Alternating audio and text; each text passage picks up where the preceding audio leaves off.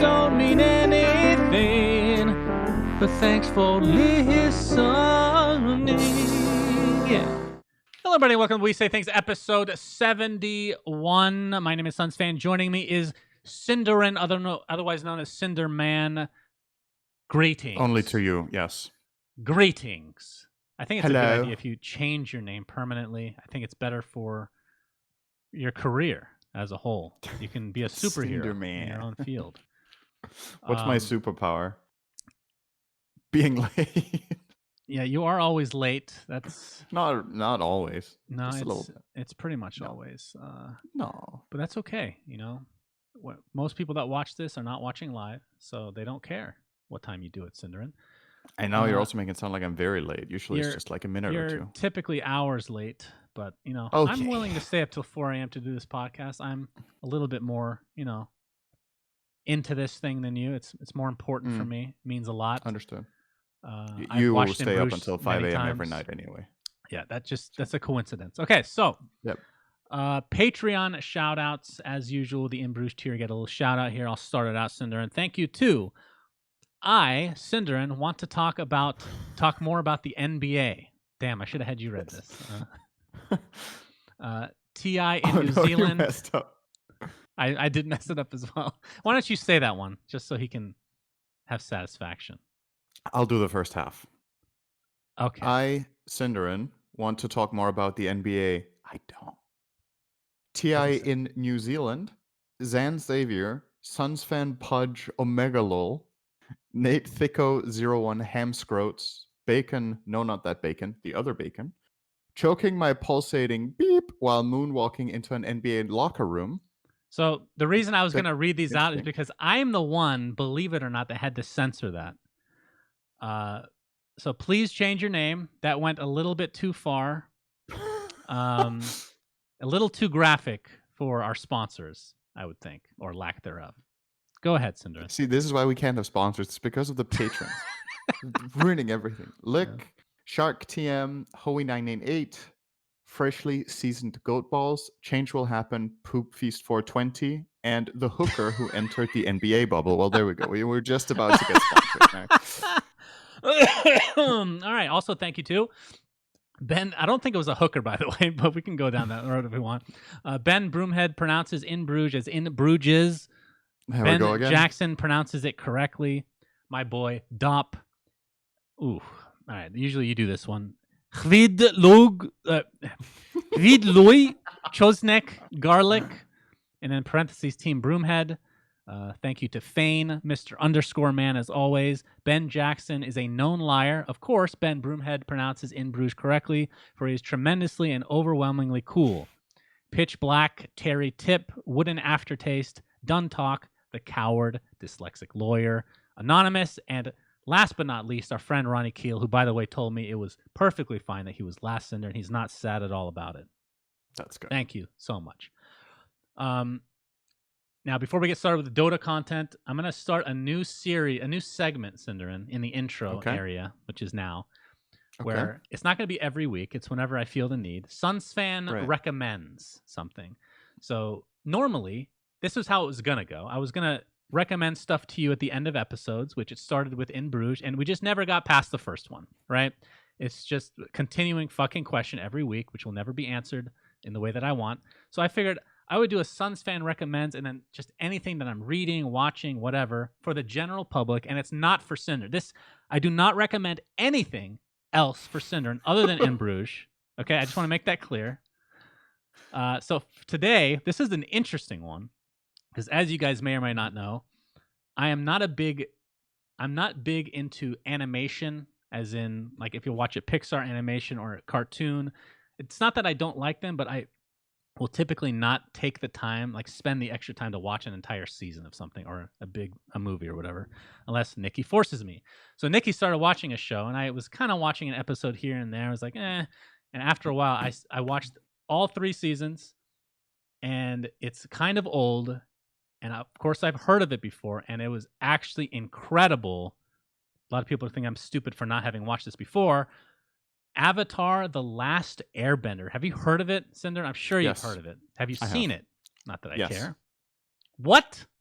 You've seen it? Okay, thank God. Anywho, What do you mean, thank God? thank God. I just want to be more cultured than you. Like I'd seen part of the movie that they came out with a while back with the M. Night Shyamalan movie, which was absolutely atrocious. So I wasn't really into the idea of watching this show, but after watching it, and again, it's a Nickelodeon cartoon. It's really fucking good. Extremely good. The lore is incredibly deep. The episodes, if you're an adult watching it, like this does not seem like a kid show. Like, it doesn't get like super gory or anything, but there's a lot of adult topics that I guess for the most part just go over kids' heads. So I would recommend if people have not seen that yet, although I believe it was from I want to say the early 2000s. It's been a while. It is really fucking good if you're into like good storyline and stuff like that. You know what, Shannon? Now I can recommend something for you to watch. I don't know if I've recommended this for you before. I don't think I have. Oh, yes, you do want to hear this. Okay. I have watched one anime the whole way, only one, and it's a very similar story to yours, where it's like my girlfriend was like, "Hey, let's watch this together. We should really watch this." And I was like, "I don't know if I want to." And then we ended up watching it, and it was really, really good. Yuri on Ice. Have you heard of that? I feel like I've heard of it, but no, have not seen it at the very least. You should watch that. It's really nice. It's so basically the overall plot line of it and the overall story is about a guy who's trying to become the best in the world at figure skating. It sounds kind of lame when you say it, but it sounds it's really good, lame. and the music is so good. I absolutely love it. It has really good piano tracks, and so it's if an you like anime. piano, you will So it's Japanese, right? Yes. Okay.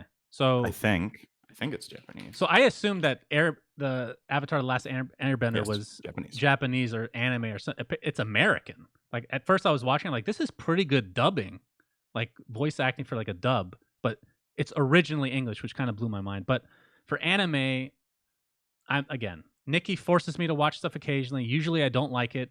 The one anime I've seen. What does she do if you don't watch it? She tells me I can't play Dota today.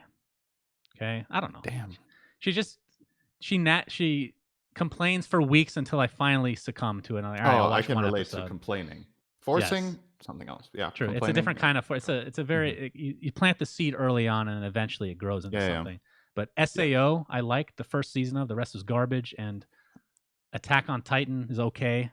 But yeah, anime is kind of usually a miss for me personally. But anyway, I'll be sure not to watch that show. But thank you, Syndrin. Nikki will like it. I'm sure Nikki will like it. I'm sure she can watch it without you. For sure. I have one more thing to recommend, but this is not a show. But you know what? I've been sorry. Before you go, lately. I just want to say that this is called SUNSfan Recommends. Yeah. You want to come out with your own segment by any chance? Syndrin recommends better things. Is my segment. It comes right after. Oh, perfect. All right. Go you know what I've started doing again? That I used to play this a while back, and now I've started playing it a bit again. Is chess, Shannon.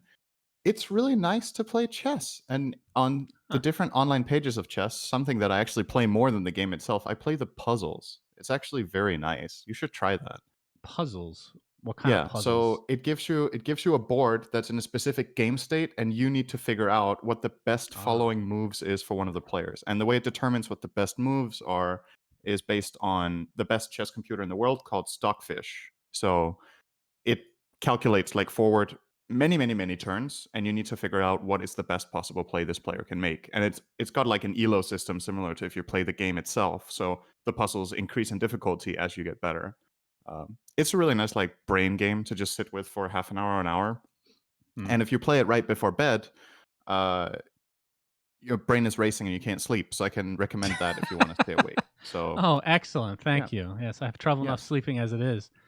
I used to play chess back in the day, and then it's nice. A family friend came over, my brother's older friend, actually, and he cheated against me. And then I accused him of cheating, and he denied it vehemently. And we got into a big fight, and we haven't talked since then, which has been 20 years now. So I haven't played chess since that point as well. Just really left a scar. I don't remember anymore how he cheated, but he cheated. Like, how do you cheat in chess if you're playing in person? Well, keep in mind, did he pretend he was texting someone and then he actually had a computer playing? As much as I hate to say it, texting wasn't even in existence yet at that time. So he just moved a piece in a way that's not allowed, and you didn't realize. Cinder, I was like 10. I don't Is remember. that? Okay. It's been a while. All right. Well, tell me It's this. like Why getting is chess? it's like getting scammed, and then you get caught by an obvious scam, and then you complain that the other person is scamming when in reality you were the idiot that Well, fell no, for it, kind of it's not thing. like I played the whole game. I told him you just cheated, and he denied it, and I got into a big fight with him. What else are you supposed to Yeah. do? If somebody scams you and you're like, you scammed me, they're also going to deny it. You need to prove it. What? Okay, And then so I'm you're gonna like, these are the rules. You just moved like this. You can't do that. let me get this And then this videotape is that I why was. you tape every game you play. If you have a board game All night, right, set that's up good. cameras every room, including the bathroom, so they can't like take out pieces and exchange them. You need cameras in every room. Oh, wow, Never trust anyone that is when it comes to board disturbing. games. Actually, I can't even imagine what it's like to live with you. Jesus We H. haven't had people over for board games for a long time. Yeah, I can imagine. Maybe you can answer this for me before we move on to Dota. Why is chess all of a sudden? It feels like for me again. That's a good All of a question. sudden a thing. I know what you're going to For say. Yeah, Twitch. it's really big on Twitch. It's like become huge. I don't know. I feel like chess has always been big, right? This game has been big forever. So Yeah. the fact that it's big on Twitch might just be like one or two people that have kind of just decided to, hey, why isn't there more chess on Twitch, and then pushed for it. And I think Twitch has bought into it, and they've made like Twitch rivals with it, I think, and some other tournament lately that was called Pog Champs, where they had like it was so fun for me to watch. It was like grandmasters and international masters commentating Waga playing against who was it? Waga was the Dota personality that was playing in it, but there were like different XQC was playing. Like most of the players were like 900 to 1200 elo, and there were these grandmasters sitting and commentating. It was so weird. It was like the opposite. 900. So what does that mean? What does that So compare to a grandmaster elo? grandmasters have generally an elo of I want to say above 2700 maybe this is wrong. Like I don't know the exact numbers, and I don't know how you earn the title. I don't think it's only elo based. It might be like tournament accomplishments or whatever. But like 900 elo probably compares to, I don't know, 2k in Dota or something, maybe 3k, and these other guys are like 9ks commentating their play. So that was kind of fun to watch. Like they were really passionate about it and actually really trying to make it a good show. So that was fun. And I think the biggest chess person on Twitch who was also part of it, of course, Hikaru Nakamura. I believe he's the #1 rated player in the US and actually a competitor for the big international titles right now. He's like really, really good. He is very good on camera and very good on stream. So I think that's done a lot for the game on Twitch, like having a spearhead like that. So yeah, I think the potential has probably been there for many years. Nobody's just run with it until this last year. Because like it's not like anything has really changed with chess, right? Nothing changes with chess. The rules have been the same for 2000 What if they years. buffed the knight? Goes in extra Oof. space, you know? Don't think it needs a buff. What if the rook could go through a pawn? OP It version can 2.0. not. But yeah, I that's thought really you were cool. going to say knight can go through a pawn. Yeah. I meant like through a friendly pawn to get to something else behind. All right. It's so funny to think about if you change like any tiny rule in chess, the whole game just. Well, there's other kinds of chess too. There's like 3D chess. Yeah. There's 4D chess. There's Star Trek chess. I don't know anything about this, but there's some weird ones. I don't know how they work, but either way, it is cool to see kind of an old classic with a modern flair now. All right, starting the news out, Topson is a father. I'm just going to read his tweet. He tweeted out, "It's a girl. Mawar and I couldn't be happier, and the birth went smooth. I love her so much already." And there's a picture of the cute little baby. So congratulations to Topson. There's a lot of fathers. This came out of nowhere to me, by the way. I don't know if had anyone. You didn't know it either, right? Nope. I don't. Not that I'm in the know. I haven't really talked to a lot of people about this. They haven't. I mean, at least I haven't seen or heard anybody talk about that it's happening, or that he posted, "My girlfriend is pregnant," or "My wife," whatever it is. So this was just, "Hey, here's my baby," out of nowhere. So, I mean, I think generally people do that in different ways. I don't know if it's just Dota or if it's esports in general, but there's a few people that are very, very private with, you know, having their first or second kid or whatever the case may be. I can think of somebody. I'm not going to name them because I can't even remember if this is public anymore. But it was at least a secret for like 2 years. The big personality having a kid, which Yeah, I think that's a good thing to keep it kind of away Sure. from the public eye. There's always obviously negatives that come with it. Um, Yep. but yeah, I mean, that's the thing. He could have congratulations, Thompson. also, but it seems like they wanted to share it, right? Usually, Yeah. like I don't know, this is like weird generalization, but usually when it comes to children, people are excited to announce that they're having a baby and then that they're giving birth, or they want to just keep it private, right? But this is like a weird in between where you don't announce that it's happening until literally on the spot that you have a child. So that's I don't know. To me, this was a bit different than most announcements I see about stuff like that, but. Like, whatever works for them. It's obviously completely private, and there's nothing that's better than the other one. I should have It's checked this. How old is Topson? He's pretty freaking young, right? He's got to be like let me early see. 20s, maybe. 22. Okay, 22. Not okay, a little bit older Yeah. than I thought. I thought he was like 21. But still, pretty young to have a kid. At least, what is this cat doing behind me? You see this cat? You should Get away! remember Topson is from a family where he has 8 siblings, I think it is. Oh, really? So, Okay. yeah. So if they're planning to like own about 50% of the world's population in 2100, he needs to, get to it. And then all of his 10 children need to have 10 each. It can go pretty fast if you Yes, get I to it. think there's a lot of people in America that are trying that out as well. But to each their own. But yeah, congratulations. And we will be talking about another kid in December/January in Slack. So a lot of kids Oh, coming up. We're yes. getting old, man. I'm already old. Even you're getting old, Cinderin. How does it Yeah. feel? Feels So old, man. it feels old, man. Indeed, that would be a good emote. So Immortal Treasure 3 was finally released, Cinderin, and of course the Battle Pass was extended, which we'll get to that second. First, let's talk about the treasure itself. I think this was met with, at best, lukewarm reception.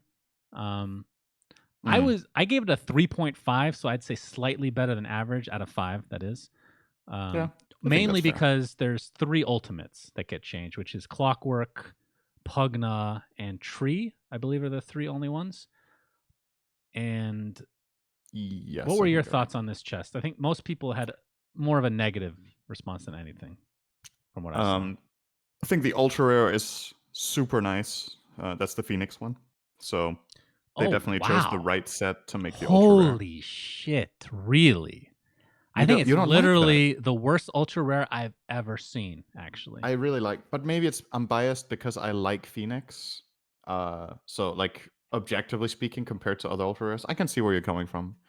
I think it's definitely better than some others. It's not the best, but it's Okay, good. So among maybe ultra we rares, maybe that's like a 3.5 out of 5. Sure. 3.5 or 4 out of 5, I guess. okay. I think it's solid. What do you value more? I had a lot of discussions with people, and I was actually surprised that people are all over the place with this. Do you value the cosmetic model itself on the hero, or the particle effects that, or the change of skill effect that comes with it? The hero itself. What would what would the ratio be? I don't know, 2 to 1, 3 to 1, maybe? Okay, interesting. I think. Because I think the particles are more important. The skill change, that is more On the important than spells, the yeah. model itself. And it's like a 70-30 for me, is what I would Okay. say. But Yeah. people are like With that all in over the mind, place. I can definitely see why you don't think the Phoenix is that cool. So But yeah, I think the model itself is nice. I like it. like the model itself is whatever for me. The skill, it changes too, which is unique, but it feels like they're barely changed. So I found that one very underwhelming. But I thought Pugna's ult looks incredibly good. Tree's ult was really cool. It's actually one that we were Yeah, Tree wanting to Salt's come cool. out with in our It's cool. back when we changed ultimates for our cosmetics. Tree was on the next list, so it's cool to see that finally done. Clockwork ult is pretty meh. That's a hero you play a lot or used to, right? What did you Yeah. think of him? Oh, I play it a lot. I have to admit, like I've been using this item since it came out, and I don't really notice it very much when I hook Yeah. shot. The primary thing I notice on the hero that's different is actually the attack animation and his idle movement, where he has this thing where he's like surfing with the hook almost. Mm. I Yeah. don't know if you've noticed that he gets like a custom walking animation, and then some of his attack animations are different, where he's like jabbing instead of swinging. Um, I think that stands out more than the ult. And then we But yeah, have I don't know.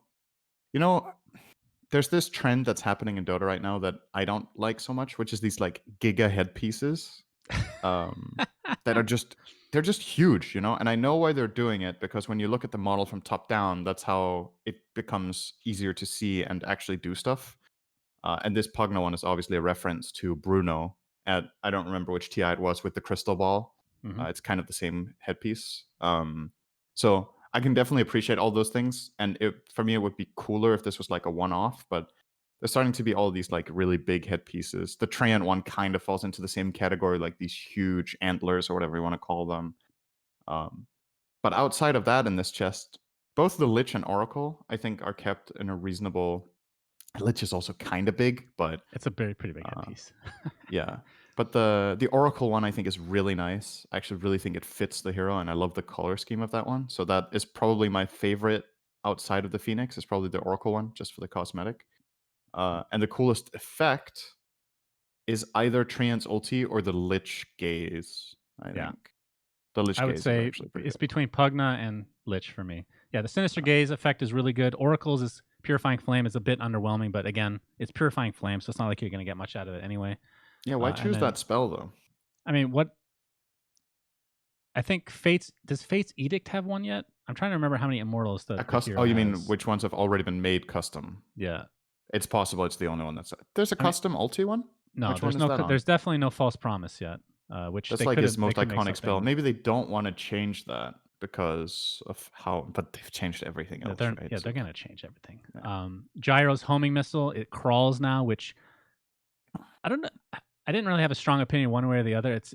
It's a cool concept, but then it's kind of weird when it's going through terrain. You know, it's just just all right, It just pops starts up. running and then after 3 seconds it flies, right? So it's like it's picking Oh, up speed okay. I to didn't know that. accelerate, Okay, and the guy you put it on gets a space invader over their head, right? As the target. okay. Maybe I Isn't that didn't what it is? test that out It's enough then. space invader, I think. Okay, fair enough. Uh, that's what they get over their head. Cool. Well, Phoenix Um, sucks, so we have that we disagree on at least.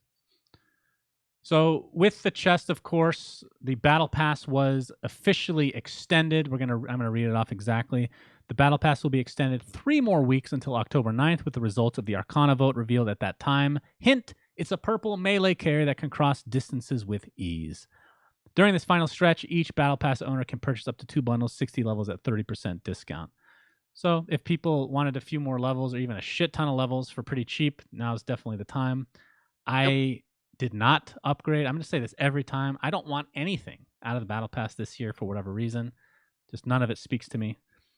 But I was a little surprised they went with 3 weeks. That seems like a long time. I thought it would be, all right, now that Immortals are out, we'll give you an extra week. They've already extended, I think, 2 weeks before that even. So this will end up being over a month, 5 weeks worth of extra Battle Pass time for people to grind. I think it's a way of giving people like if you give people the last minute incentive of buying levels, since a lot of the rewards are temporary, they should feel like there's some value to having even the temporary stuff. And if True. that's 1 week, it's like, are you gonna push or are you gonna feel rewarded when you get that stuff and you can use it for a few days compared to if you can use it for a few weeks, right? Mm-hmm. So I think it's a good move.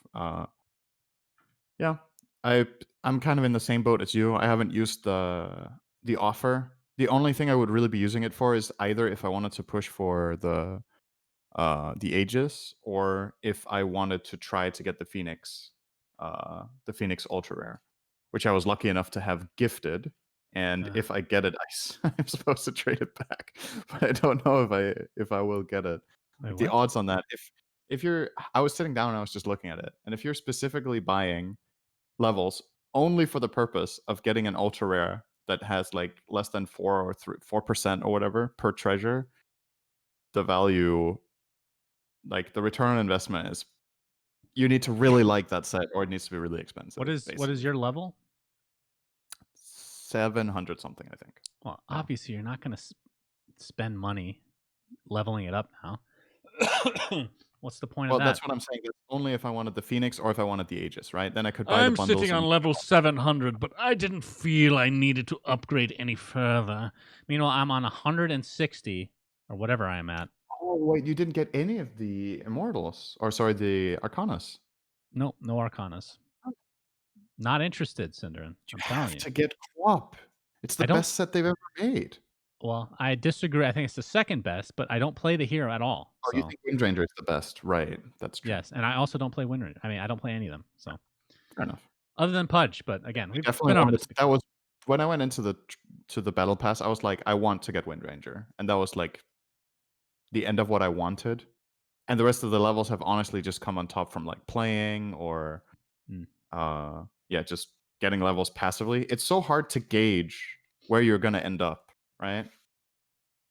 Like if you're trying to hit 575, you need to undershoot because you just get levels passively by playing, by winning Yep. games, by betting, by But then if you want something immediately, progressing in then the you have to make that difficult decision to do it immediately, right? jungle, whatever it's called, caverns. There was actually a post today saying we actually like the side shop. I'm like, huh? And then I read the Yeah. comments and like, we hate the side shop. I'm like, oh, okay, yeah. Like nobody It's actually agrees with bait. this. All right, so ESL One Germany 2020 has been announced.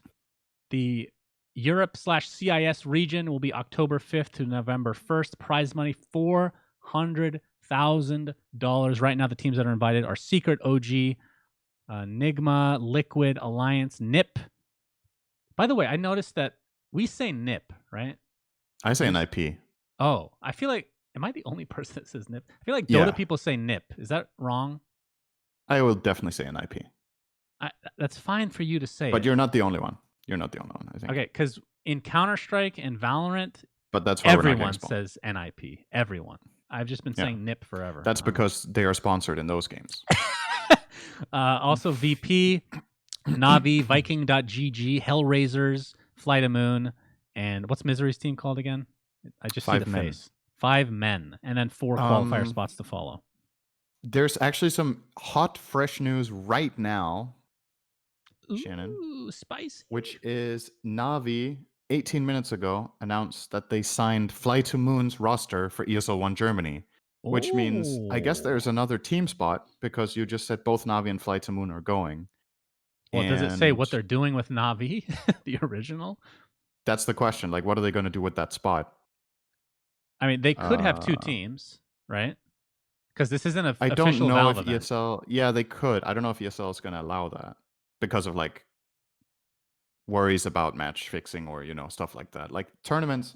I think tournaments and the reason Valve do it, or I know the reason Valve do it, is to disincentivize people from organizing results, right?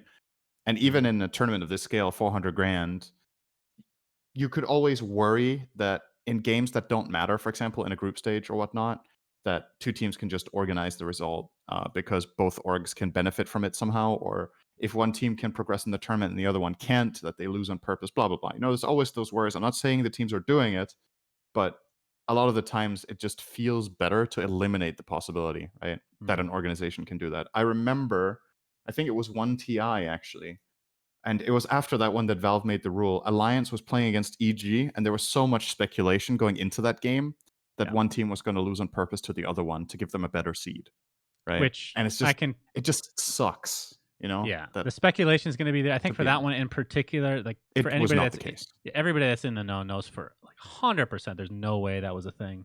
Yeah, that was not the case. But in other games, that's definitely been a thing. We're not going to get into this today, but there's even more news about match fixing across like Counter-Strike, Valorant. Apparently, super hardcore. Details have not been revealed yet, so we might wait to talk about that next week, or if at all, because feels like we've been beating that with a dead horse. Beating that with a dead horse. That's a new one. Damn, that horse. You're strong. That horse is going ham. Next thing on the agenda, DotaTV license agreement has been updated. Trying to debate what part I read here. Let's see. As a community member, you have Valve's permission to produce community streams about Dota 2 events only if all of the below applies to you. The content of your community stream is based exclusively on Dota TV and content you have originally created or licensed. You fully comply with any event streaming requirements that the operator may choose to publish. That's the big one. If no event streaming requirements have been published by the operator, then your community stream will still be non-commercial. So there's an FAQ. I don't want to read all of this, Cinderin, but there's a couple that I think we should. Yeah. Essentially, it comes down to, again, the wording is a bit vague. It's all about what is considered reasonable by the organizer? Right. Who's the person looking at it? It's Valve's perspective. What is considered reasonable, which we don't know exactly. Which ones do you think we should read out of this list? What event streaming uh, requirements would you consider reasonable? How about that one? that's the one I would read. Those 4 bullet points, and that's the most Okay, important so thing. the answer is it is not possible to come up with an exhaustive set of possible requirements, but here are some that we would consider reasonable if an operator imposed them. So before we even go to this list, do you think that is not possible to come up? I feel like that's very easy actually to come I up with a list. I don't know. It's like an all-encompassing thing could become quite. It's like either you make it really strict so that it covers everything, or if you want to cover everything, it's going to be a wall because you want to make like exceptions, or you want to make some things softer and other things harder, blah blah blah. Like usually when lists of rules or guidelines are short, it's because they're absolute, right? It's like Hmm. the operator can force you to use all of their sponsors, and that's just it, you know? If I feel that's the like case, then that is simple to write. You know what I mean, right? Like I'm I know saying, what you mean. I think the reason they're wording it like this is because in Valve's perspective, it's always case by case, and some things are outliers, and they don't want to make it this like extremely strict guideline. I think that's just their attitude. I'm not saying it's impossible. It is So possible, but I do think it comes we'll at a price to I put think we'll all talk about the encompassing rules. ramifications of this wording is Sure. Yeah, they are the ones that are going to have to deal with all the people emailing them. If they want to deal with that that, is then that's true. fine, I guess. So here are the requirements or whatever. So requiring the producers of community streams to sign up through a free and public process set up by the operator of the event. Okay. Keeping the community stream strictly non-commercial. Okay. Including the logos of certain tournament sponsors in the community stream, provided that the sponsor's product are legal in the territory that the community stream is targeted at. And having a time delay of up to 15 minutes. That is, we were talking about what's considered reasonable and not reasonable. Yeah. And I was I saying I wish thought I could get 10 minutes, and it's Mhm. 15 minutes. That is enormous amount of delay. If you Which remember, we talked about this last time, and I thought what it meant with the reasonable delay that it was a way for the tournament organizer to make sure that the rebroadcast or whatever you want to call it did not have less delay. Not right. that they would have significantly more. I thought it was their way of imposing you have to stream it with the exact same delay we do, but up to Mm. 15 minutes more is indeed quite long, and I don't know if it's necessary. And I mean, once again, from my perspective, I still think it's still a gut feeling. I don't have the numbers backing it up. I think it's in both sides' interest to work together here. And it's better for both the streamer and for the tournament organizer if it's a big streamer, that is, like, say, the likes of Bulldog and Gork or whatever, that the tournament organizer works with them to make a product where their numbers contribute to a sponsor deck. And then they don't have to have a different delay or something that makes their stream less appealing than the mainstream because it's cooperation. And then it's good for the tournament, whoever what gets watched, whether it's them or the big streamer, and when they get watched and who does. It's all about the bottom line numbers and selling that in the deck, mhm. right? Yeah. But if the community streamers don't want to, then as a tournament organizer, essentially it's in your interest to make it their experience as bad as possible out of business reasons, which sucks, right? So that's why I'm kind of just hoping that All right, we they talked will work about together. this. But Was it last week or the week before where I said the very first tournament will abuse this because they should Mhm. from a business Right. perspective, and Yeah. Dota Pit has done that. I don't have the exhaustive list on hand, but I'll just name a few things that they are adding as requirements. I actually missed out on what their delay would be, but I assume they use the full 15 minutes. I think Uh, so. Yeah. so things that they require right now: assets from the assets category. You need normal Yeah. overlays, group stage brackets that you need to self-edit, offline screen graphics, loading screen graphics, results of the day graphic, versus screen graphics, and the big one that I mentioned was offline. Like they want you to change your offline logo on your stream to be their advertisement. Then they Does send you that yes, does Twitch really work that way anymore? When your stream is offline, does it show an offline image? yes. Because I've been checking it. Like if I go to my stream, for example, maybe I don't have one set. Like when I check offline streams, it When just takes me to it takes me to the home screen where it shows other oh, things, I see what you're saying. Yeah, recent broadcasts. The I new don't know how you dashboard, see I'm the not offline sure. screen. I actually don't know how to do it. I've tried to see it because I might want to edit mine, but it just doesn't show. So I was like, well, if nobody sees it, why would I change it? Right. I'm not sure how it looks on the new one. Don't But know. anyway, in addition to all that, they give you a bunch of video ads that you need to play. You need to provide analytics, which I think is actually reasonable. That's a very normal thing, believe it or not. That's going to be a bit of a culture shock for like streamers, but providing It analytics, like, shows if you. Oh, sorry. Go ahead. no, go ahead. Shows what? It shows if you click chat. So it's still there, but you need to specifically, when you go to the channel, click on chat. Oh, Cytogene just okay. pointed that out. That's true. I just tested. That's it. That seems to be So, the only way. But like, who does that, right? Goes to a stream. Oh, it's offline. Let me click chat so I can see the offline screen. well, the Does old, that? yeah, it made sense for the old one, right? But the new one, not so Yes, much. exactly. So those are the general requirements for Dota Pit, and I think it's very clear that I mean, again, this is from Valve's perspective. We have no idea, since everything is so vague, what is considered reasonable or unreasonable based on just 4 bullet points that they made. But from my perspective, this is very unreasonable for the most part. Like if I'm doing first of all, 15-minute delay probably is just enough to go along with the overlays on like your Dota. I think Mhm. those two alone is more than enough for any tournament for the most part. I would not expect, and the analytics thing, of course. I would never expect, like if I was running a tournament, I would never expect people to play video ads or have these graphics they need to edit themselves. But I think all in all, it's very clear. And again, I can't even blame DotaPit for this because it's in their current right to do so. But the Mhm. main purpose of putting up rules such as this that are so strict, they just don't want anybody casting at all because no one's But going I to think abide by these so. rules. This is what I think is good about the fact that they're doing it is that you test the waters, right? When you put in rules like this, like you pointed out, some people are going to try to squeeze them and get as much out of it as possible. And now we get to see, okay, are the rules bad? Like, is it okay that the organizers can do this? What ends up happening actually? Like, it's one thing to impose the rules and people are like, this is way too strict. And what are they doing? And man, this sucks, blah, blah, blah. Let's see who ends up streaming the games, right? Like, let's see what the result is when you go that far as the organizer. How far are the community streamers willing to go? Will they watch the games at all? Or I will it doubt it. literally only be the tournament? And if so, how is the tournament going to look? Like, what's the look for them? What's the community reaction? How many viewers are they going to have when the other streamers are on, et cetera, et cetera? So it's like a test that we don't have a precedent for this, so we don't know how it's going to go. So I'm going to in disagree a with way, a in a little way, bit with it's you. good. In a way, it's good that they're going this far, just so we can see, right, in this first tournament, what ends up happening.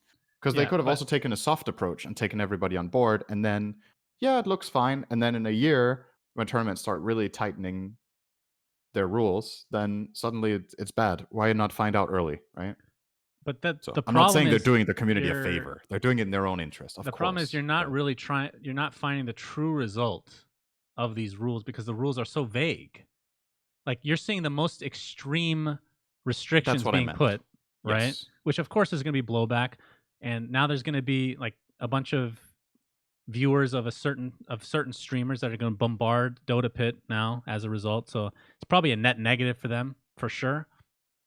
But I think it's all a ramification of just having such vague rule set. I still disagree. I understand it takes more work initially, but Mhm. write like saying that it's impossible. Literally, they say it's impossible to write an exhaustive list when you don't really need to go super in depth, depending on what you want to do. Maybe Valve has something else in mind, but the things that I mentioned, I think, are all you really need: the delay time, the assets on screen during the game itself, and the analytics. Those are the 3 main ones that I think are 100% necessary and more than enough to give tournament organizers what they Okay. need, which is exposure from Let me these give you an sponsors. example. Let's say the rules said you can have maximum 15 minutes delay and you need to use all assets that the tournament uses, right? The wording that they've already chosen is pretty good in the sense that the sponsor's products are legal in the territory that the community stream is targeted at, right?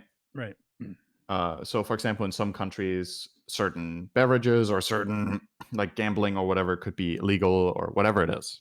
Then they don't have to promote something that's illegal in their home country. But could you imagine that the tournament is promoting something where you're like, you can't enforce this on community streamers that they have to promote this product, even though it's legal? Like, let's say the rules just say you have to use all sponsors that the tournament organizer uses. And in both okay, in both of the tournament country and in your country, let's just say gambling is legal and you enforce you have to use gambling ads Mhm. and there's no like exception. So either you do this or you don't. And you can be like it's not within my ethics. We've talked about this before that some streamers were worried that they were like, I don't want to promote gambling. Then is that just okay, you can't do this tournament? And what if it was something even more controversial? Like I don't know what it could be, right? But just like theoretically speaking, I think that's what Valve tries to protect themselves against is that if they go into absolutes, that they enforce people to do something that they can't stand behind that they have forced them to do, then they would rather play it safe so that we don't get into a situation where, oh shit, Valve allowed this to happen, So where the I'm looking streamers at it from a have to different. promote like whatever. I'm not looking at it from one extreme though. Like I'm not expecting them to create some long contract and you have to follow it to the letter of the law. I'm fine with some ambiguity, but right now Mhm. it's a very wide range of Sure. that, which Yeah. is the issue. So I think narrowing it down a bit will go a long way for literally every party involved. Um, Yeah. because now they're going to have to look at like each tournament and say whether this is reasonable or not reasonable. Because every tournament, someone will email them complaining about the rules. Right? Mhm. Is that actually what's going to Don't happen? know. They're just going to look at every I single don't know. tournament. Because if they're going to do that already, you might as well make the rules a little bit more defined so that you don't have to worry about all that shit. I think Valve doesn't know either what the response is going to be. And their usual approach to things is they have an idea, they test it, then they reiterate, right? It's the data driven model. So this is their idea. They're going to run it. If everybody hates it, they're going to revise it. And they might get a shitload of emails that they have to answer. And somebody probably has to answer all those. Or if they don't answer them, it's pretty bad, right? Yeah, I can't Um, picture them answering but it to you begin kind with. of you're setting yourself up for this when you do this, so this is a conscious choice, right? Like they're not That's true. expecting nobody to email them. They even provide the email directly that you can write to if you have any questions or Mhm. complaints. I have two things, by the way, I just want to say before we move on. So the first one is about the chat thing, or about the offline screen rather. Uh, I may have underestimated how much it matters because technically, as somebody pointed out in chat, when your stream goes offline, everybody who's watching your stream will see the offline screen.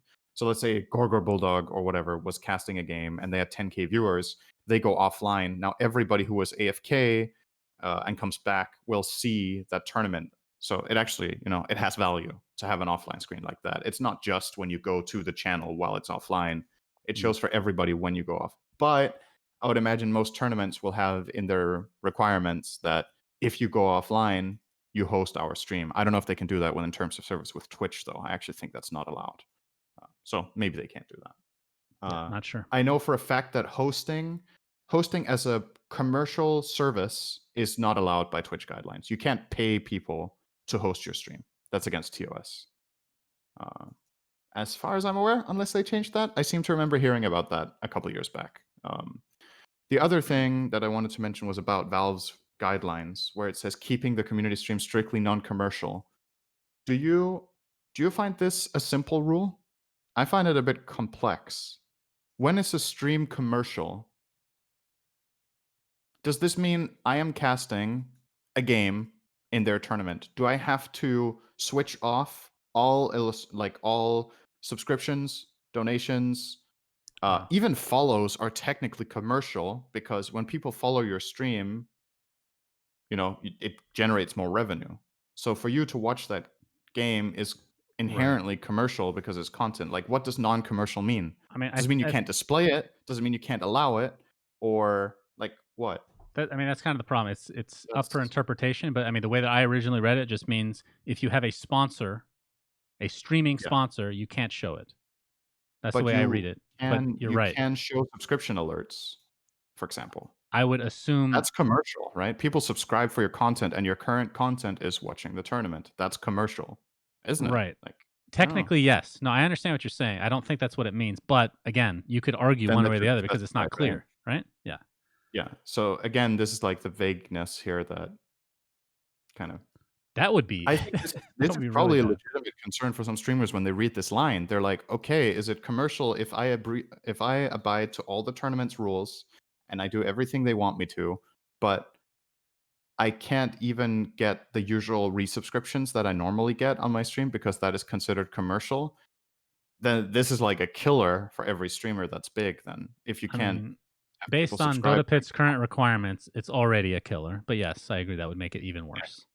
well, I'm with you. That can't be what it means, but the problem is there is a very high likelihood that this still becomes a topic that Valve have to answer to, right? They just have Yeah. to answer this because it's not specified. So By the way, chat just reminded me. I would like to say thank you and welcome Cinderin's Mouth.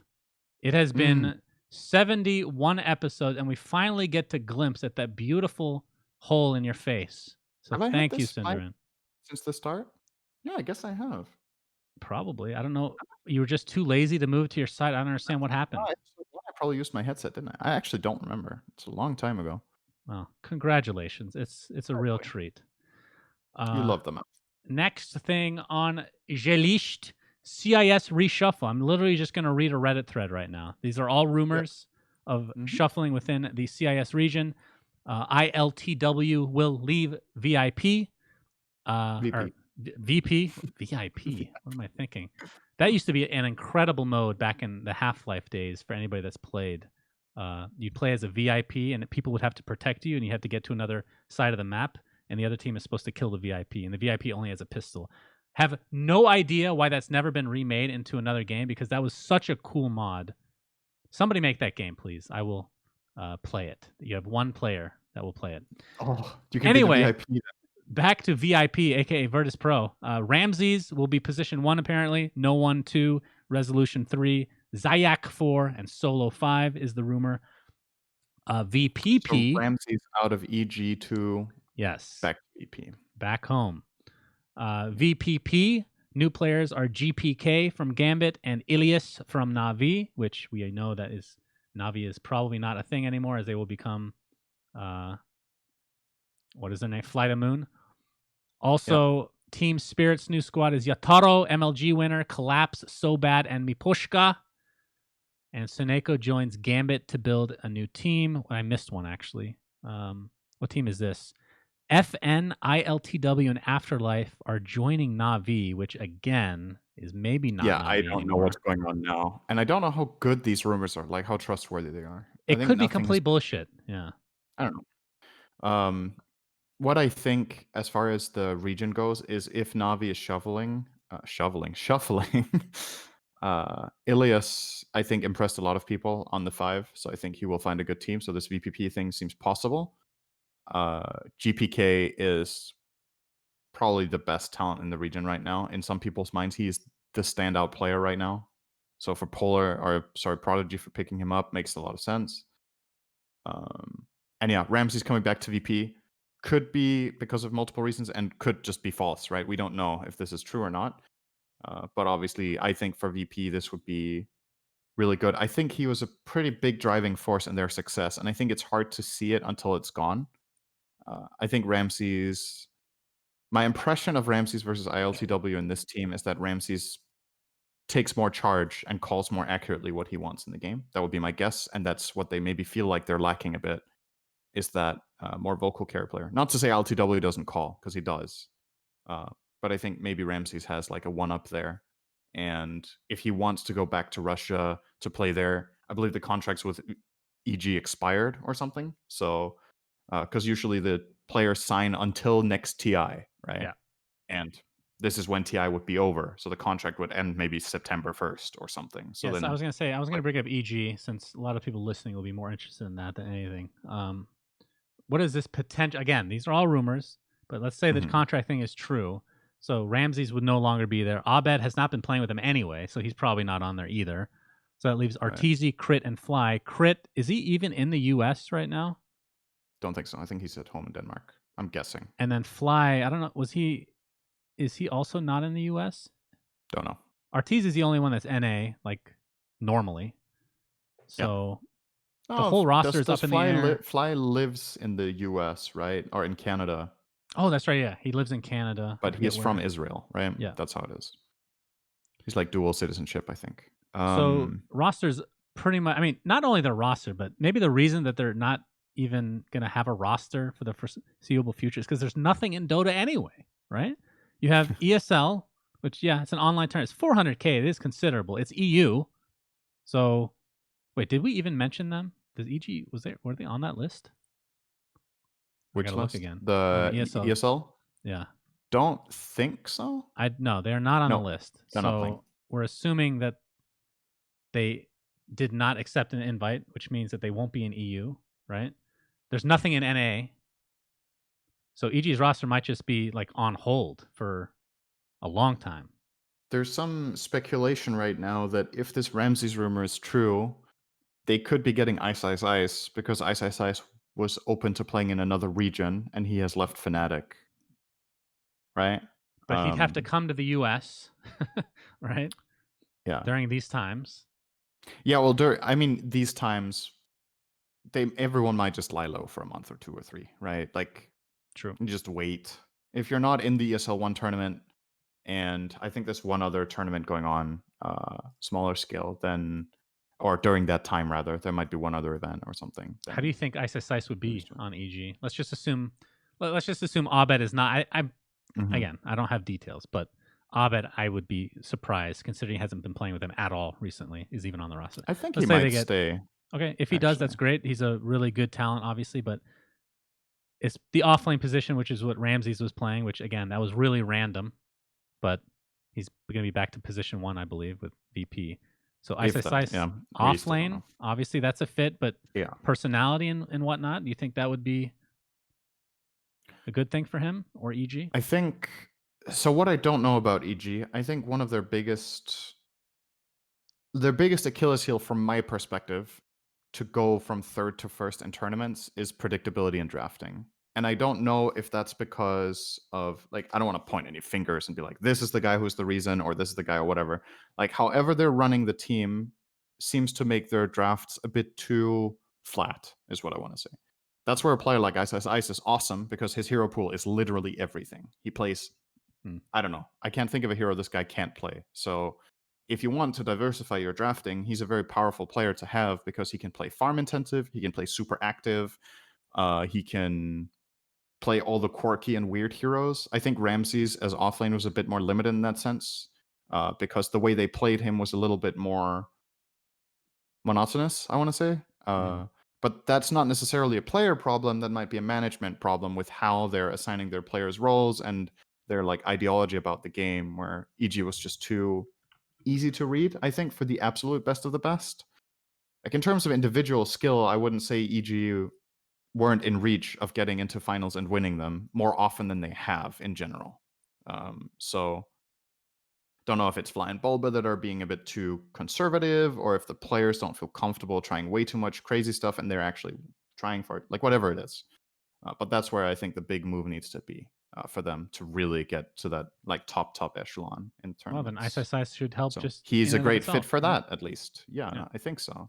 Okay. I personally think it would be an awesome fit for their team, but there's obviously complications, right? He has a child. He's from Singapore, I think it is. So, like, is he going to move his family there? Is he actually going to live there? Or will he just be there for boot camps? And how does practice go when he's at home? All this stuff, where the other players they've had, like with Abed, you see right now what the complications are, right? If you can't travel, he's not even playing their online tournaments because the delay is too bad. So that's obviously a bit of a problem. But yeah, I think he's a great fit. We'll see. Yeah, that would be really cool. If Ramses even leaves, like maybe all of this is just bullshit and nothing happens because it's completely unconfirmed. And then, I'm sure like an hour after this episode gets released, it will be confirmed that we are wrong. Sure. All right. Moving on to non-Dota related stuff. PS5, Syndrome, the PlayStation 5 will be launching in November in US, Japan, Canada, Mexico, Australia, New Zealand, and South Korea on November 12th. And then the rest of the world on the 19th. So November 12th is 2 days after the Xbox Sex comes out, I believe. The PS5 will come with flagship games such as Devil May Cry 5 Special Edition, Final Fantasy. I'm really bad 16. with Roman numerals. That's 16. Okay, I can see it now. Good, thank you. Five Nights at Freddy's Security Breach. Is that a famous game? I've never heard. Five Nights at Freddy's is huge on YouTube. Oh, God.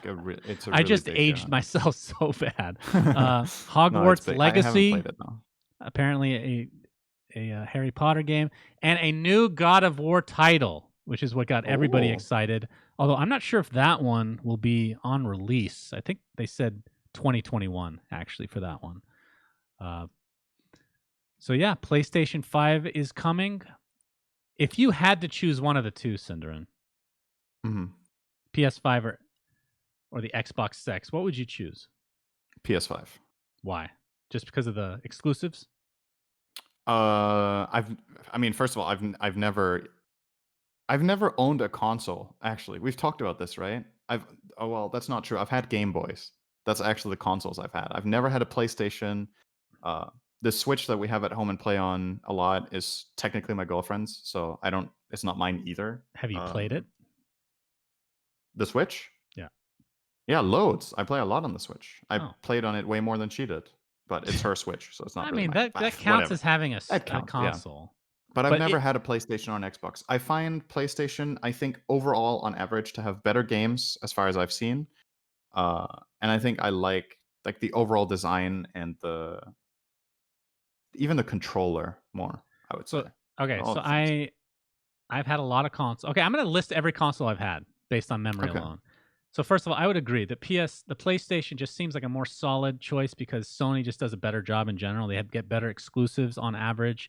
The Xbox, their naming convention makes me really angry, so I hate them for that. Their flagship games are not anything that I would buy a console for, like Halo. I never gave a shit about Halo. But I do like the Xbox controller considerably more than the PlayStation, actually. In fact, I have one on my desk for PC gaming. Made a custom Xbox. I really like their controller. Anyway, let's see if I can remember. I've had the Game Boys, of course, but had the original Nintendo. Then I went to Super Nintendo. I never had Sega Genesis or anything like that. So from Super Nintendo, we got a PlayStation. And then instead of getting a PS2, this is when my luck stopped. And PlayStation was like the best console ever. For some reason, I got duped into buying the original Xbox, garbage, with that huge fucking controller.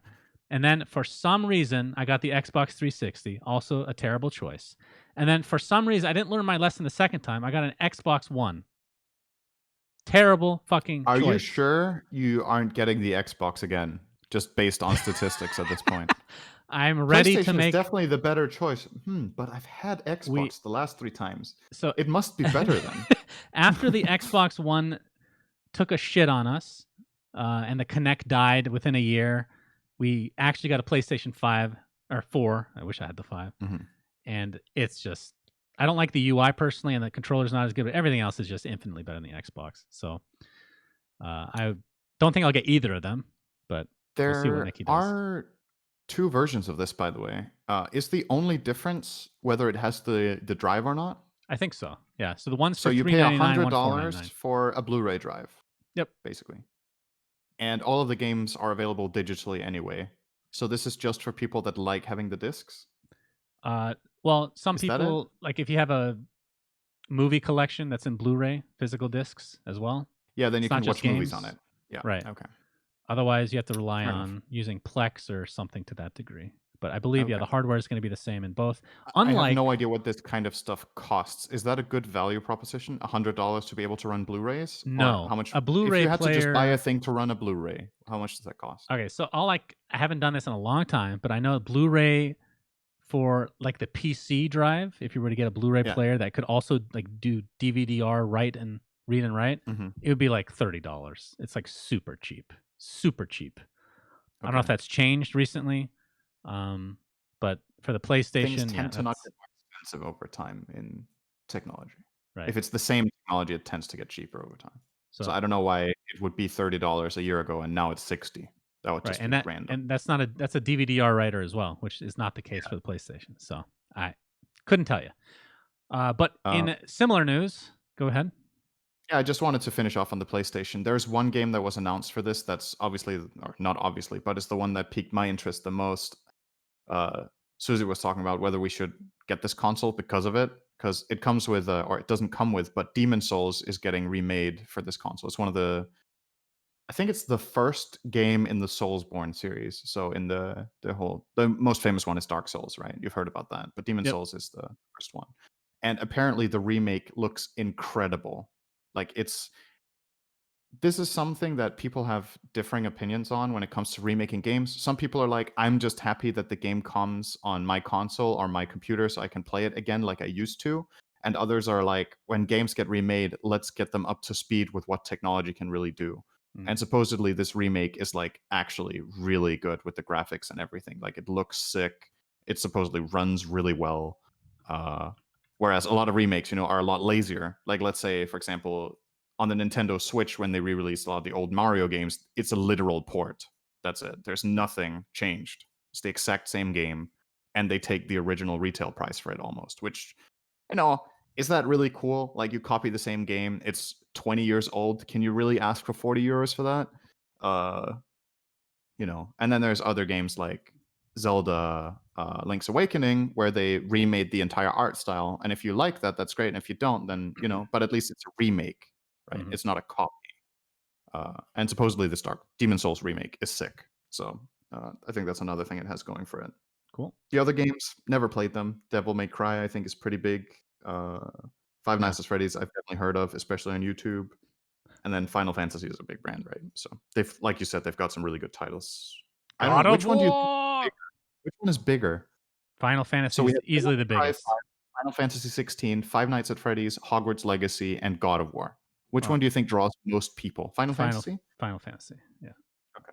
For me, it's God But of God of War, War but is huge too. Like, it was a big hit, so that's something people are probably, hungry for a so second game. Whereas it's Final Fantasy 16. Don't know. true, but it has a lot of nostalgia value, I'm sure. Anyway, moving on, Xbox. Cool little feature. We talked about xCloud in the past, which I believe they've partnered with Facebook, and this is kind of their transition from. I've already forgotten the name of their streaming service, Cinderin. Whose streaming service? Microsoft. Microsoft? That died. What is that called, guys? I remember Google Stadia, but that wasn't even a streaming service. The one that died, that was the Twitch competitor, Mixer. Thank you. Oh, Mix. Oh, yeah. So they've Oh, you taken some meant of that technology and put it into xCloud, which is this. So at first we're kind of writing it off, but it sounds like it could be pretty cool. Apparently you can use it to play Xbox games from your phone, which would have to be an Android. So think of it this way.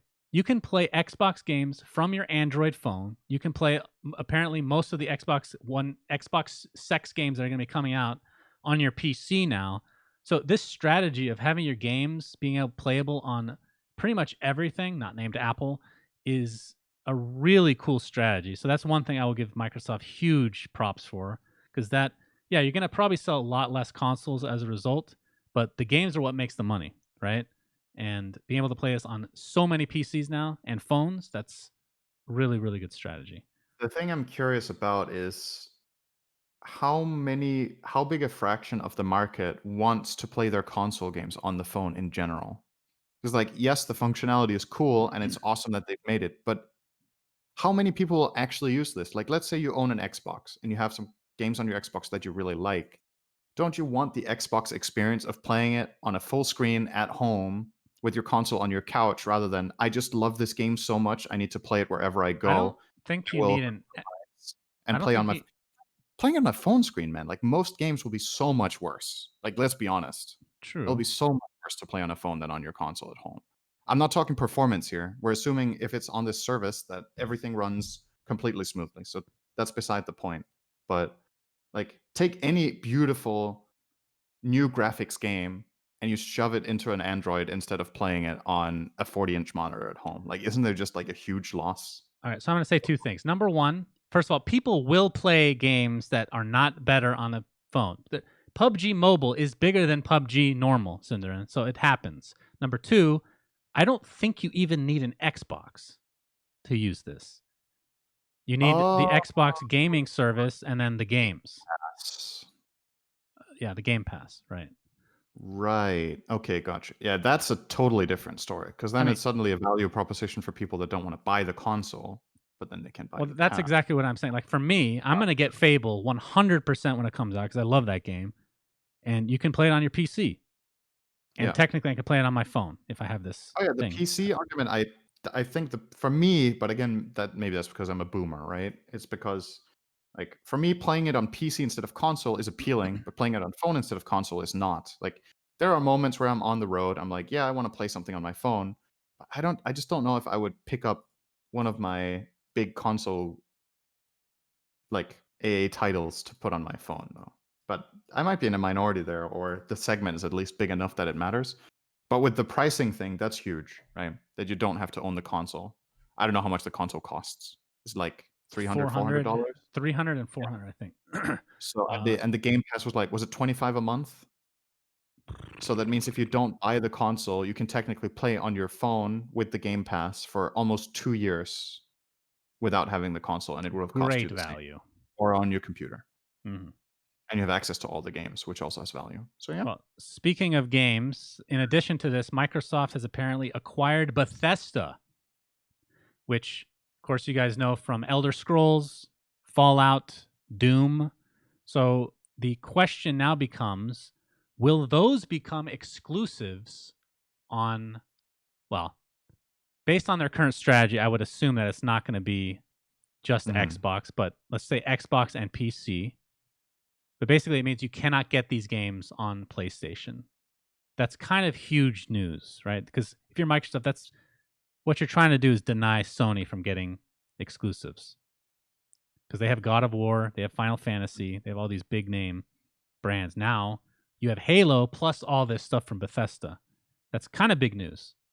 So interested to see what they do with that. Every time every time a big company buys up a game studio, I'm also wondering what it does for the development, right? Because like, the business side is one thing, but we've seen examples of, for example, when Activision bought up Blizzard, it definitely changed the direction in which the games themselves headed, with how they monetized, with what the content was supposed to be.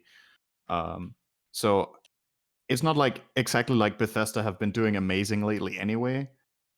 But who knows if partnering up with Microsoft, or being purchased rather, is gonna help them develop better games and change the direction of them. Um, Curious to see that, because that can be really hit or miss when big studios buy small studios. Not Yeah. that Bethesda, but you get the idea. Well, I would say this, not that I have faith, like the way that Microsoft names every product is a joke, but they actually have good strategy. And like we talked Fallout about, Sex, what's next that? game. The next game will be Fallout Sex.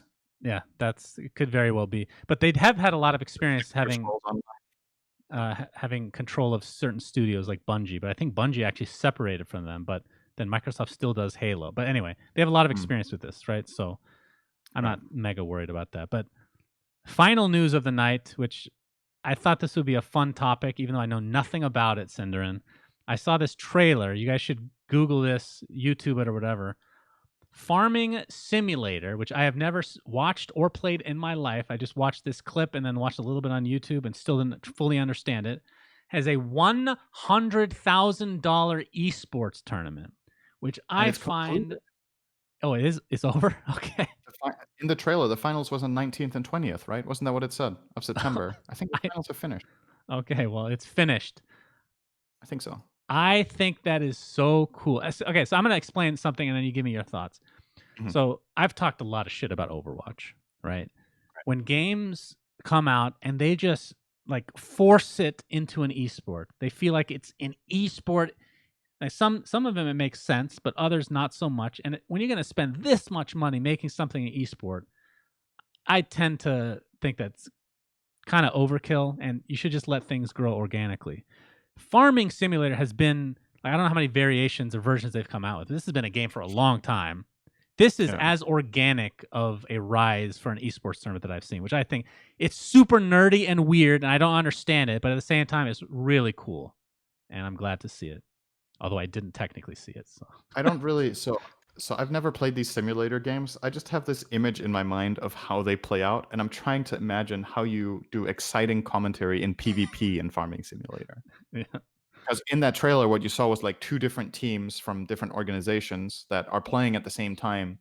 And I'm guessing the game, like, maybe I'm just completely wrong here, but I'm assuming that if you make this an esport, make it competitive, it's about who gets to some sort of goal the fastest. So it's it's about a being most efficient, it's a point right? system. Yeah, being Yeah. efficient. So it's about efficiency.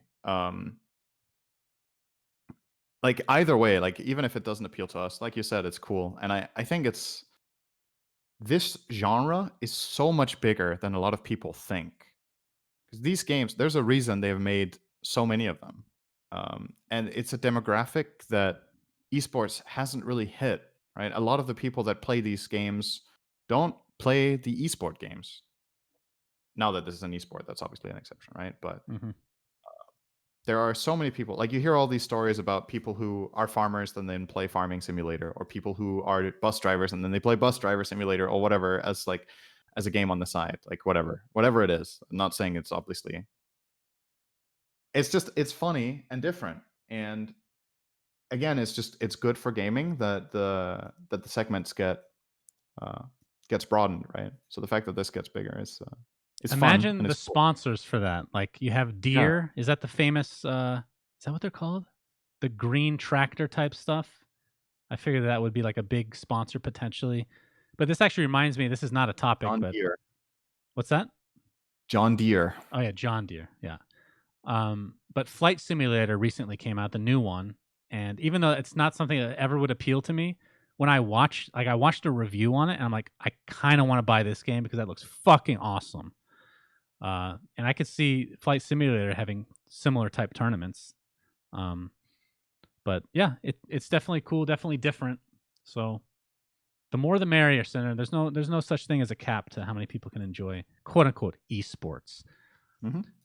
So with that, let's finish off with this question from which one do you want to do, Cinderin? The top one, I guess. Just top Question down. from Pitch Black, aka Joey. I got a question about something. If that's okay, it's okay. Do you think after the coronavirus thing has happened, the way he says, we will ever get back to anything like 2 years ago regarding concerts, events, example TI? Or do you think there will be regulations forever, like always testing when entering a venue, distance between everyone, and stuff like that? I imagine a world where everything is going to be under total surveillance, and my guess is that we cannot return to a normal event like in 2018 or 2019. I think that's a very dystopic outlook, I would say. I think what this epidemic spawns, or pandemic rather, spawns is more, how to say, let's say it ends, right? We're all hoping for that it gets eradicated eventually. That it creates more awareness and understanding of how things spread and what to do in the moment that it happens. Not that we will take every cautionary measure possible to to prevent something like it from ever happening again at a smaller scale. Because you could obviously go in a direction where everybody has to wear masks forever, right? For example, but there's like a trade-off with quality of life versus safety. Same with like social gatherings, washing your hands, blah blah blah, all this stuff. My guess is when this is over, what happens is it might have made a change in like people's overall feeling of what distance is, like how close you should just be to other people in general, which is a good thing, I think. Like keeping a bit of distance in public is fine. It doesn't hurt anyone. It might mean that some events put a bit more regulations on how many people can be crammed into a small space, but I don't think it's going to change forever the way events are going to be run, if that makes sense. That would be my guess overall. Yeah, But who knows how long? I think a vaccine will eventually come in the next year or so. It will definitely help. I don't think it's going to eradicate or anything like that. But if you just look at other pandemics, people end up getting back to normal over time. And I think, like a lot of God, America is so. Most people will be educated to where they will understand what, like you're talking about, what being hygienic means, not being stubborn, wearing a mask for a little while. Eventually, I think it's going to taper off and we'll just get back to normal. I don't know if it's going to be next year or the year after or when that is, but yeah, I could see things going totally normal again eventually. Yeah. But we'll see. Did you want to do second question, or is our time up? No, Okay. Second question from RPT. After the NBA All-Star Game revamp was a huge success, how would you change the TI All-Star Game to make it more fun to watch? Some ideas my pre-coffee brain had: add prizes for the winning team or for each kill, cash/charity donations/COVID-19 vaccinations. Have you five win COVID vaccinations. have 5 cheeses instead of 1 for better hygiene. a crowdsourced draft where viewers or attendees like to vote, pick each hero during the draft stage, or change it to a region-based mini tournament where the top 5 players from each region from teams play knockout. So I'll go first. So the thing that changed with the All-Star game, just so people know, that's made it more entertaining. Before, we had the East and Western Conference, okay? And I'm not going to talk about what that means during the regular seasons, but overall, you're going to have 2 conferences, one from East, one from West, and only players from those teams will play against each other, okay? They're separated into 2. It's been like that forever until, I believe, not this year, it was last year, where you would have an East captain and a West captain, and then they would just pick their teammates back from and forth. any region. From any conference, but the pool of players is already selected. So everybody's going to get selected from this pool, but they can choose whoever they want. Doesn't matter what conference. And that has made things not only more interesting because you get to see East and West kind of intermix, which isn't as much of a thing during the regular season. You only get to really see it during the finals of the playoffs, but also the picking stage itself is extremely entertaining. So I would actually love to see that broadcast live. I think that makes the game much more interesting. And I also think that it should be in something like ARDM for sure. I don't know how you intermix this with ARDM, but I think all the good All-Star games in the past have introduced a new hero. So if you want to do a regular game with a new hero, that makes it that much more interesting as well. So I think all those combined in some respects would make TI All-Star much better. Yeah, I agree with all of that, basically. I think the draft idea is good. Possibly Valve, they might not like the idea of the captains picking the players in order because it makes whoever gets picked last look bad or whatever. Like, that's the concern. So what the NBA did, or maybe it was hockey did this first, the last pick gets a car. So you have people that have, like, I saw a hockey player have like a piece of paper, please pick me last, I need a new car. All right, that's pretty funny. Then you don't want to get picked second to last. Then you just move up the line, you know. Yep. Like there's different options you could do to prevent that situation. You could be like the captains pick all the way until the last 2 players, and then they get randomed. Then nobody gets picked last. You just get assigned a team each, for example. Or you could imagine different ways of doing this. But I think ARDM is a really good mode that they haven't had for an All-Star game yet, right? Have they had ARDM? Yes, I think. Yeah. Wait, have they? No, maybe it was Captain's Draft. I think ARDM would be really good for this mode. It's dynamic, it's fun, lots of stuff is happening. People keep playing new heroes, wacky item builds. The balance that's been difficult for Valve to strike with this is whether it's what it should be playing for, right? When they put in a money prize of like, I don't know, the winning team got like $100,000 or something, so 20K per player, it's still, the teams are still like very varied in how seriously they took it. So yeah, I don't know what the money incentive is. I feel like that's the challenging thing. But I like ARDM. I like the draft where the team pool or the player pool is pre-assigned, but the captains get to choose who they want. Nobody's going to pick my dog, of course, because he's fucking annoying. Onion wants to go for a walk. For God's sake, why won't you walk him? On a bed of onions. Please. All right, well, it's a good timing because the episode is over, Cinderin. Thank you for your time. Have you seen In Bruges? Woof. Is that dog for no? Yes. Thank you. All right, until next time, SUNSfan and Cinderin signing out. Have a great rest of your week, ladies and gentlemen. That sounded like an intro, but that's the outro. Goodbye. We say things that don't mean anything, but thanks for listening. Yeah.